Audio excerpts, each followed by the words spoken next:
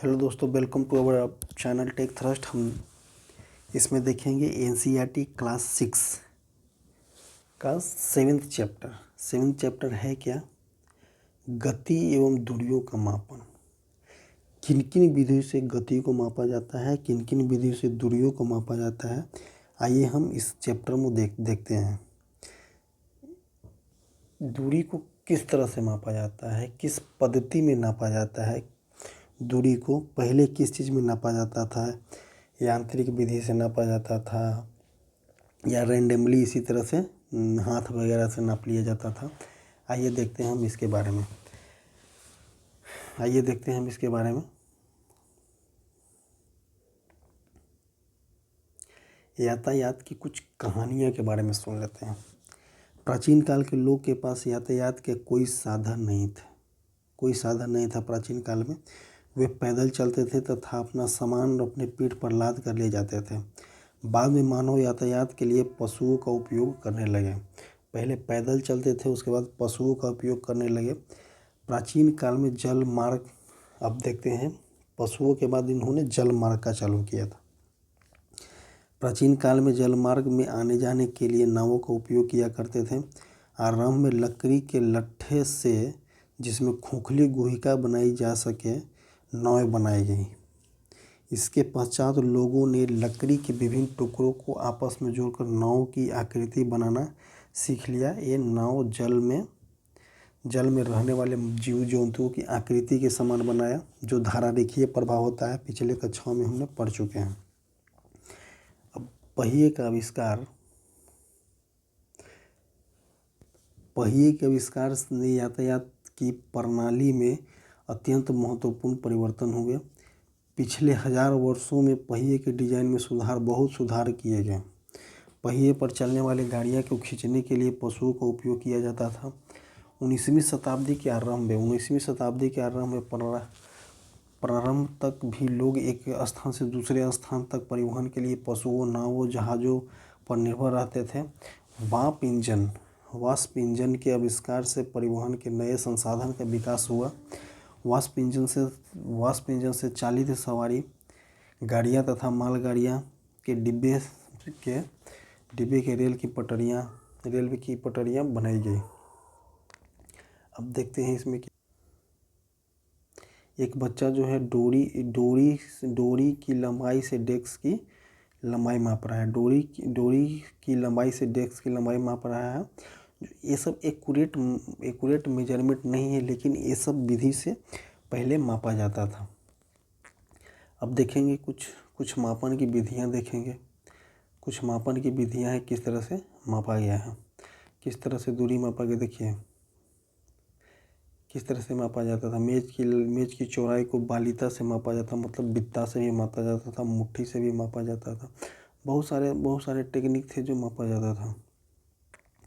अब देखेंगे मापन के मानक मात्रक। प्राचीन काल में पैर की लंबाई, अंगुली की चौड़ाई तथा एक कदम की दूरी, इन सभी मापों का मात्रक के रूप में उपयोग होता था। पैर की लंबाई से माप लेता था लोग, हाथ से नाप लेता था प्राचीन काल में। अब देखते हैं हड़प्पा सभ्यता के लोग ने अब अवश्य ही लंबाई के बहुत अच्छे मापन का उपयोग किया होगा, क्योंकि यह खुदाई से प्राप्त परिशुद्ध ज्यामितीय रचनाएं को देखने को प्रमाणित मिलते हैं। हड़प्पा सभ्यता में बहुत अच्छी तरह से मापन का पद्धति होगा, क्योंकि हड़प्पा सभ्यता में पढ़ा नहीं गया है ना, लिखा गया है लेकिन पढ़ा नहीं गया अभी तक।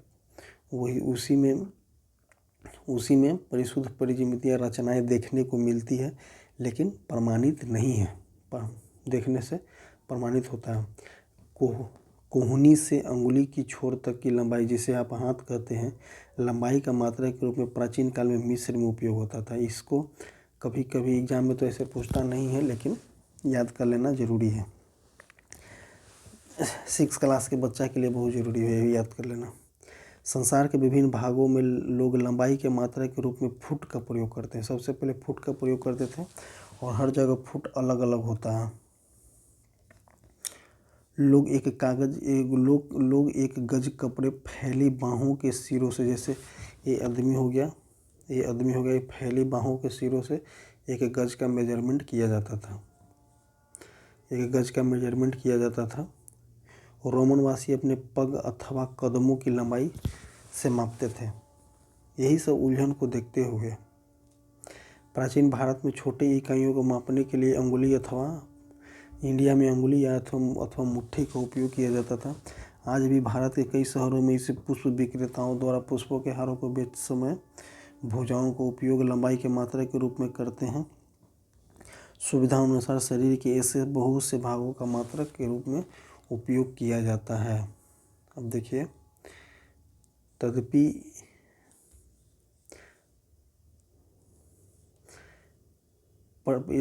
प्रत्येक व्यक्ति के शरीर के मापने के थोड़ी थोड़ी भिन्नता हो सकती है। प्रत्येक आदमी के शरीर के जो है मेजरमेंट जो है भिन्न भिन्न होते हैं, क्योंकि कोई लंबे होते हैं, कोई छोटे होते हैं, तो उनके भुजाओं के भी डिफरेंट होते होंगे। शायद इसी कारण भी मापन की उलझन आई होगी। 1790 ईस्वी में फ्रांसीसी ने अपने मापन की एक मानक प्रणाली रचना की, जिसे क्या बोलते हैं, मीटरी पद्धति बोला गया।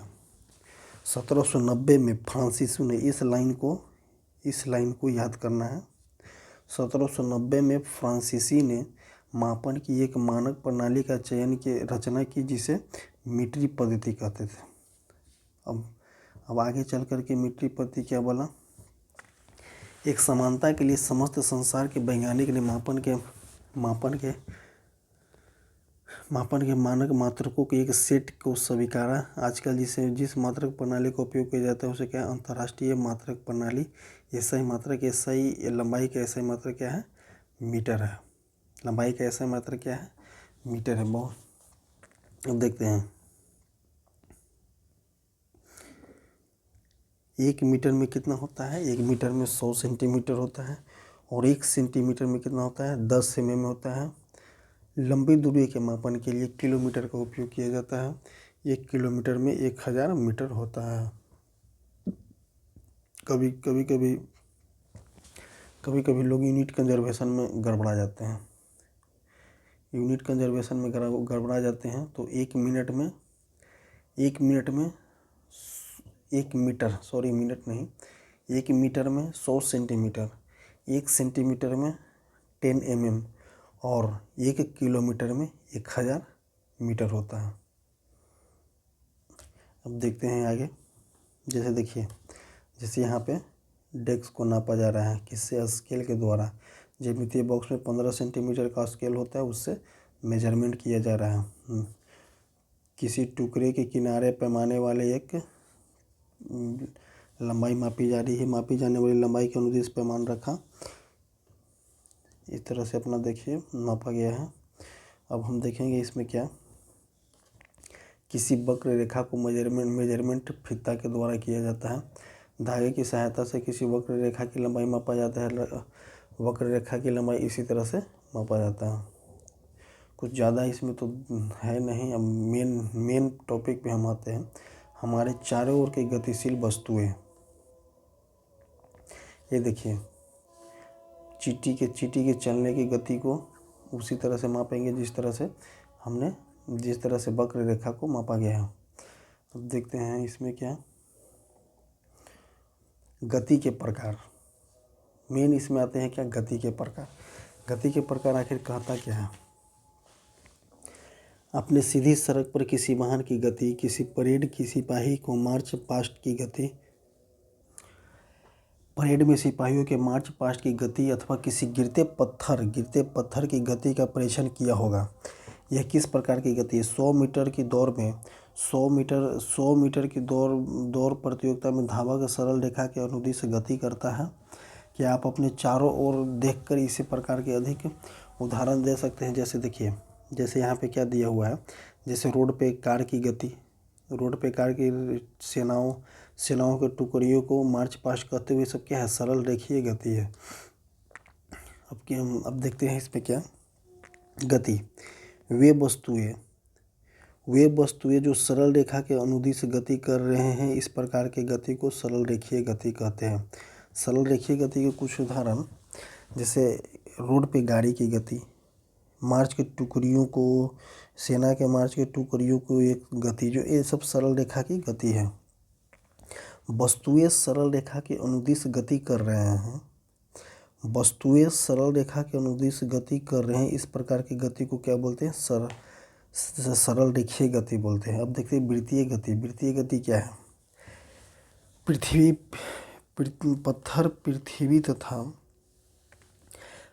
पत्थर वृत्तीय पथ के अनुदिश गति कर रहा है। कैसे?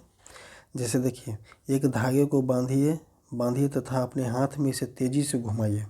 एक धागे को एक पत्थर से बांधिए और अपने हाथ से तेजी से घुमाइए। पत्थर की गति को ध्यान से देखिए, ये क्या है? वृत्तीय गति है। वृत्तीय गति के कुछ उदाहरण देखते हैं। वृत्तीय गति का कुछ उदाहरण यहाँ पे दिया हुआ है। जैसे देखिए, रेहट चल रहा है, ये रेहट चल रहा है, वृत्तीय गति, गोल गोल घूम रहा है और ये भी गोले गोल घूम रहा है, तो पानी बाहर आ रहा है। अब इसमें देखते हैं, ये खिलौना है जो ये भी गोल गोल घूमेगा। पंखा की गति, ये सब वृत्तीय गति के अंतर्गत आते हैं। वृत्तीय गति के अंतर्गत आते हैं। पत्थर की आपके हाथ से दूरी समान रहती है, इस प्रकार की गति को वार्तुल गति कहते हैं। इस प्रकार के जो गति है सबको क्या? वार्तुल गति बोलेंगे। वार्तुल गति पर बिजली के पंखे के पंखुड़ियों पर अंकित किसी चिन्ह को गति, किसी घड़ी के सेकंड की सुई की गति वार्तुल गति की निशानी है। बिजली के पंखे की गति और घड़ी के सुई की गति, ये सब वार्तुल गति के उदाहरण हैं। अब देखते हैं क्या? अब देखते हैं, कोई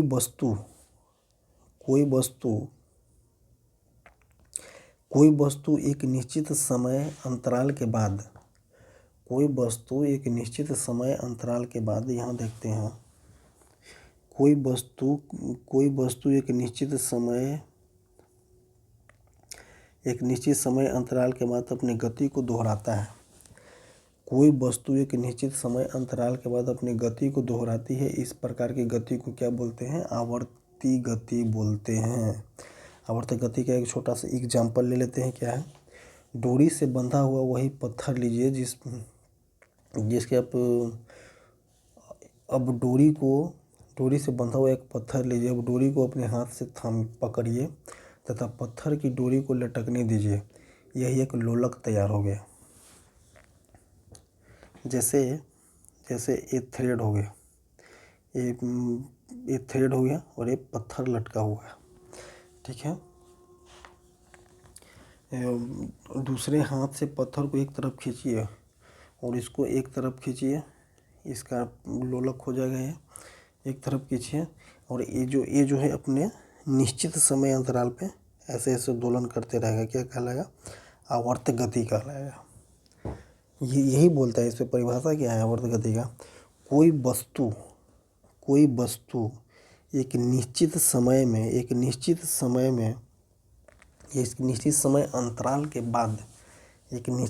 अंतराल के बाद अपनी गति को दोहराता है। जैसे ये नीचे समय से यहाँ जाएगा, यहाँ जाएगा, यहाँ जाएगा, यहाँ गति को दोहराता है।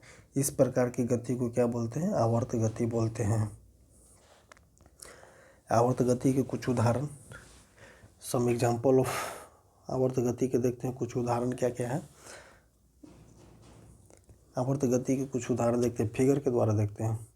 आवर्त गति के उदाहरण, जैसे झूला झूल रहा है, बच्चा झूला झूल रहा है तो झूला इस तरह का होगा। घड़ी के सुई कौन है? वार्तुल गति। घड़ी का सुई जो है वार्तुल गति है। घड़ी का पेंडुलम जो है आवर्त गति है। ये गिटार है, गिटार का स्ट्रिंग जो है वार्तुल गति, आगे पीछे किए हैं, आवर्त गति किया जाता है। बेल को भी बजाने के लिए, तबला को भी आवर्त गति के द्वारा बजाता है, इसे भी आवर्त गति। इसका जो घड़ी का सुई जो है वो वार्तुल गति हो जाएगा और पेंडुलम जो है आवर्त गति हो जाएगा। और बेल जो है घंटी, ये भी आवर्त गति का उदाहरण आएगा। अब देखते हैं हम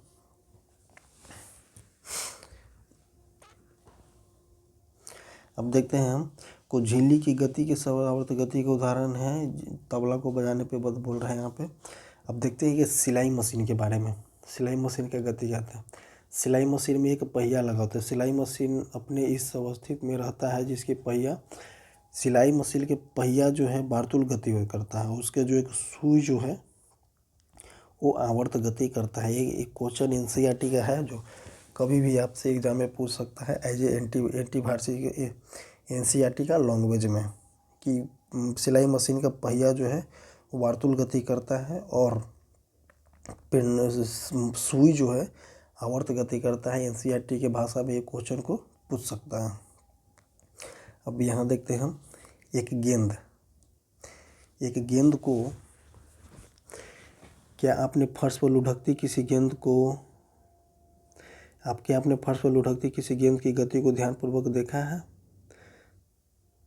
पर लुढ़कती गेंद घूर्णन गति करती है और आगे की ओर गति करते हैं, उसे क्या बोलते हैं? सरल रेखीय गति के साथ साथ घूर्णन गति भी करता है। अगर एक गेंद को किसी फर्श पर लुढ़काया जाता है, गोल चीज़ को लुढ़काया जाता है, तो सरल रेखी के साथ साथ सरल रेखीय गति के साथ साथ घूर्णन गति भी करता है। सरल रेखीय गति के साथ साथ घूर्णन गति भी करता है। घूर्णन गति भी करता है, जिससे विभिन्न गति जिनमें वस्तु की गतियाँ विभिन्न प्रकार की गतियों से मेल करती है। अब देखते हैं इस अध्याय के अंतर्गत हमने बहुत से मापन क्रियाकलापों या कुछ प्रकार की गतियों के विषय में चर्चा की है। हमने देखा कि समय के साथ, देखिए यहाँ पे एक परिभाषा बनता है, समय के साथ स्थिति में परिवर्तन को गति कहते हैं। कितना शॉर्ट परिभाषा है। समय के साथ किसी गति में, समय के साथ स्थिति में परिवर्तन को गति कहते हैं। जैसे समय के साथ गति स्थिति में परिवर्तन होते गया। गति किस तरह से, जैसे सरल रेखीय गति, वार्तुल गति, आवर्त गति, गेंदा वाला गति, सरल रेखीय वृत्त, घर्षण गति, सब निश्चित समय अंतराल के बाद अपना स्थिति में परिवर्तन जिस तरह से हुआ, गति में परिवर्तन होते गया, उसे गति कहते हैं। स्थिति में हुए इस परिवर्तन को हम दूरी मापन द्वारा ज्ञात कर सकते हैं।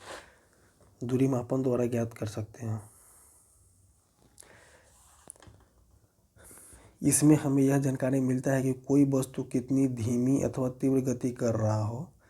फर्श पर घोंघा का रेंगना, तितली का एक पुष्प से दूसरे पुष्प पर मंडराना, नदी का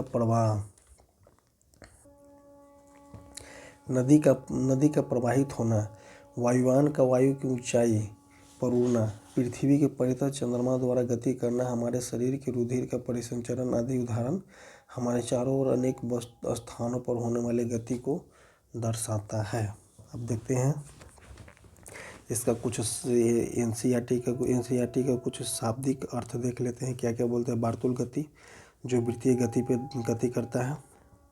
दूरी तो आपको मालूम है, मापन, किसी वस्तु को मेजरमेंट करना एक स्टैंडर्ड मेजरमेंट स्केल से। गति हुआ स्थिति में परिवर्तन को समय के साथ स्थिति में परिवर्तन को गति कहते हैं। आवर्त गति, जैसे पेंडुलम की गति आवर्त गति का उदाहरण हो गया। सरल रेखीय गति, किसी बस का गति, मार्च और सेनाओं के टुकड़ी के मार्च पास्ट का गति सरल रेखीय गति है। एसआई मात्रक देख लिए हम। एसआई मात्रक देख लें जो कब लाया गया था। एसआई मात्रक मापन के मात्रक देख लिए हम। अब देखते हैं हम इसमें क्या, अब इसमें देखते हैं कुछ सारांश, छोटे लाइन जो है इसमें हम देखते हैं क्या बोलता है। इस लाइन के सारांश देखते हैं इस चैप्टर का। एक स्थान से दूसरे स्थान तक जाने के लिए परिवहन के विभिन्न साधनों का उपयोग किया जाता है। सही है, एक स्थान से दूसरे स्थान तक जाने के लिए परिवहन का उपयोग किया जाता है। प्राचीन काल में लोग पैर की लंबाई, अंगुली की लंबाई, एक कदम की दूरी आदि का उपयोग मापन के मात्रा के रूप में करते थे। इसलिए उलझनें होती थी तथा इसलिए किसी एक समान प्रणाली को विकसित करने की आवश्यकता हुई। अब जैसे मनुष्य जो था अपने हाथ से नापता था, पैर से नापता था, तो हाथ मनुष्य का भिन्न भिन्न लंबाई हो जाती है, जिसके कारण एक स्टैंडर्ड प्रणाली को विकसित किया गया। अब हम मात्रकों के अंतर्राष्ट्रीय ऐसे पद्धति का उपयोग करते हैं। ये समस्त संसार में यूज होता है, टोटल वर्ल्ड में यही यूज होता है। एसआई मात्रकों में लंबाई के मात्रक को क्या बोलते हैं? मीटर बोलते हैं। आगे देखेंगे इसके बारे में, बहुत सारे मात्रक हैं। सरल रेखा के अनुदिश गति को सरल रेखीय गति कहते हैं। वार्तुल गति में कोई वस्तु इस प्रकार गति करती है कि वो वस्तु के किसी नियत बिंदु से दूरी समान हो। वार्तुल गति में कोई वस्तु इस प्रकार गति करती है कि उस वस्तु की किसी नियत बिंदु से दूरी समान हो। ऐसे गति जो एक निश्चित समय अंतराल के पश्चात दोहराती है, रिपीट करती है, निश्चित समय अंतराल के बाद दोहराती है, उसे क्या बोलते हैं? उसे आवर्त गति बोलते हैं। इसी तरह से हमने क्लास 6 का 7th चैप्टर गति एवं दूरियां को देख लिया। अब इसी तरह से इस सीरीज को, और जब क्लास 6 का पूरा चैप्टर समाप्त हो जाएगा, तो एक चैप्टर को हम सिर्फ सारांश में लेकर के आएंगे। एक वीडियो को हम सिर्फ सारांश में, टोटल सब्जेक्ट का सारांश हम लेकर के आएंगे, और उसमें हम समझाएंगे कि कौन सा क्या है, जो कि बहुत ही इम्पोर्टेंट होगा, क्योंकि सारांश से ही क्वेश्चन को पूछा जाता है। नहीं, जो है इस चैप्टर का मेन शॉर्ट यहाँ पे दिया हुआ है, और इसी से ही क्वेश्चन को मैक्सिमम पूछा जाता है। आज ये चैप्टर समाप्त होता है, गति एवं दूरी का मापन। इसी तरह से हमारे टेलीग्राम चैनल से जुड़ने के लिए आप हमसे जुड़ जाएं, और वहाँ पे क्विज रेगुलर चलते रहता है। आप क्विज अटेंड करें और हमारे वीडियो को देखें। लेटेस्ट अपडेट के लिए टेलीग्राम से जुड़ जाएं, जो कमेंट बॉक्स में लिंक दिया हुआ रहता है। कमेंट बॉक्स में और डिस्क्रिप्शन में भी लिंक दिया रहता है। Thank you. जय हिंद।